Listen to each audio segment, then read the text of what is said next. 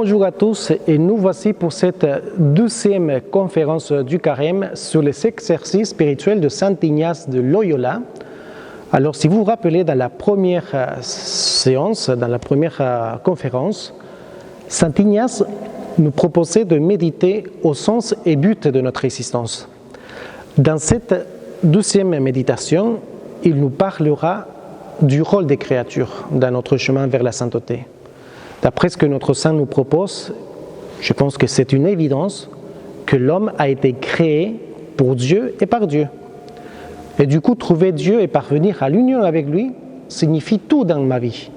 Par contre, perdre et rester séparé de lui signifie l'échec et la tristesse dans ma vie. Et donc, dans cette perspective de la foi, ayant pour but d'être de plus en plus près du Seigneur et de parvenir à notre bonheur éternel, nous devons maintenant réfléchir au rôle de tout ce qui nous entoure, les créatures. Alors, qu'est-ce que nous pouvons dire des créatures ? Jusqu'à présent, Saint Ignace a parlé de deux personnages, si vous vous êtes bien rendu compte, Dieu et moi. Maintenant, il va introduire une troisième réalité, c'est ce qu'il dit dans son livre, les autres choses, les créatures. Voici le texte de Saint Ignace. L'homme est créé pour louer, honorer et servir Dieu notre Seigneur et par ce moyen sauver son âme. Et les autres choses qui sont sur la terre sont créées à cause de l'homme pour l'aider dans la poursuite de la fin que Dieu lui a marquée en le créant. En parlant du coup des autres choses, Saint Ignace parle des créatures. Ils sont tous ceux qui n'est pas Dieu ni moi, c'est-à-dire la création. Les biens que Dieu nous a donnés, les richesses, le pouvoir, la santé, la beauté, mais aussi les biens spirituels, comme la sagesse, la science, l'art, les dons et grâces accordés par Dieu, les amis par exemple, que Dieu nous a donnés, ou les membres de notre famille, enfin, tout ce qui n'est pas Dieu. Qu'est-ce que nous pouvons dire encore des créatures ? Alors un point important et à tenir toujours bien en compte, c'est que les créatures sont l'œuvre de Dieu. Ils viennent du néant, bien sûr, étant donné qu'ils sont l'œuvre de Dieu, mais ils manifestent dans leur beauté leur Créateur. Les créatures sont quelque chose de bon, car comme nous le révèle le livre de la sagesse, Dieu vit tout ce qu'il avait fait et cela était très bon. Mais en même temps, il ne faut pas oublier que même si elles sont quelque chose de bien et bon pour nous, elles ne sont pas Dieu. Comme nous rappelle le livre du prophète Isaïe. Une voix dit, crie, je dis, que crierai-je ? Toute chair est de l'herbe, et toute sa grâce est comme la fleur des champs. L'herbe se dessèche, la fleur se fane, quand le souffle de Yahvé passe sur elle. Voilà, en prenant ces textes de la Sainte Écriture, nous devons maintenant nous poser une question importante. Quel est le but des créatures ? Autrement dit, pourquoi elles ont été créées par Dieu ? Les créatures existent parce qu'elles nous aident à parvenir au but de notre existence, c'est-à-dire à parvenir au bonheur éternel. Et du coup, si nous utilisons les créatures dans un autre but, ils finiront pour me perdre. C'est quand même un peu paradoxal de penser que les créatures, qui peuvent être que pour nous quelque chose de bien et bon, et qui puissent nous aider à parvenir à Dieu, mais quand on les utilise de manière mauvaise, deviennent quand même un obstacle, comme un mur qui nous empêche de trouver le Seigneur et qui m'empêche de le suivre, en fin de compte.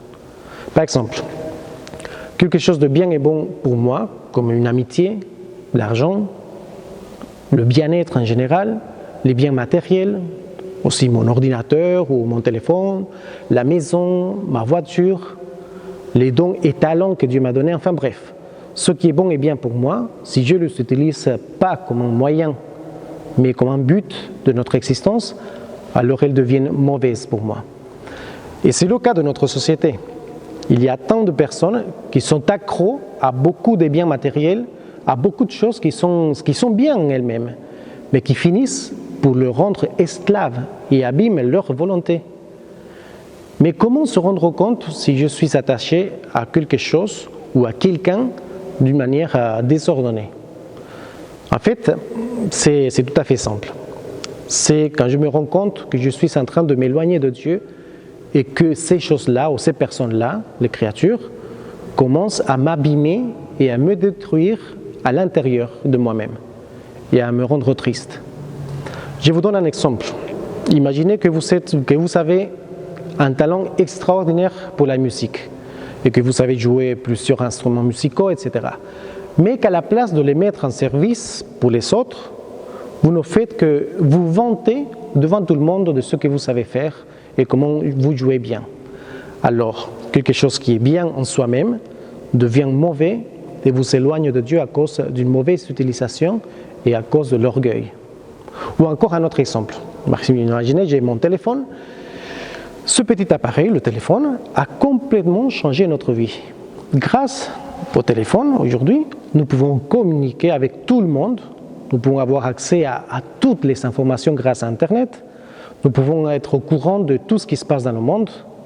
Mais quand il est mal utilisé, cela peut devenir une addiction, à tel point qu'on ne peut plus vivre sans avoir le téléphone à côté, sans regarder tous les 3 minutes si j'ai reçu des messages, des textos, ou passer beaucoup de temps sur les réseaux sociaux, en passant du coup plus de temps sur mon téléphone que sur le monde réel et à côté des personnes qui nous entourent. Et du coup, quelque chose qui est bien pour nous devient quelque chose de mauvais à cause de la mauvaise utilisation que je lui donne. Saint Jean de la Croix, à maintes reprises dans ses écrits spirituels, nous prévient sur la mauvaise utilisation des créatures, en nous disant qu'elles peuvent nous abîmer lorsqu'on les utilise dans un autre but auquel Dieu les avait faites dans sa providence divine. Et la mauvaise utilisation des créatures, c'est ce qui nous propose le monde aujourd'hui. C'est-à-dire le monde proclame à haute voix: réjouissez-vous des créatures, faites tout ce que vous voulez. Tout ce que vous avez envie de faire, faites-le. Tout ce que vous avez envie d'avoir, achetez-le.